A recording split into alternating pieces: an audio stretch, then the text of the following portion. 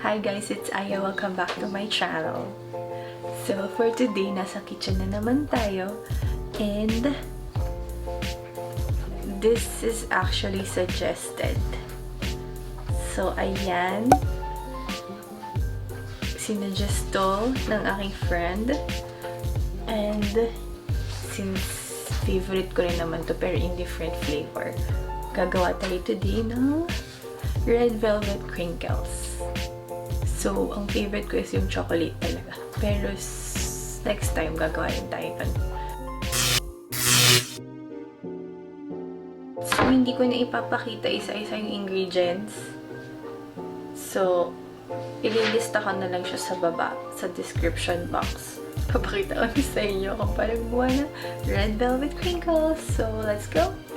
We'll now start making our Red Velvet Crinkles.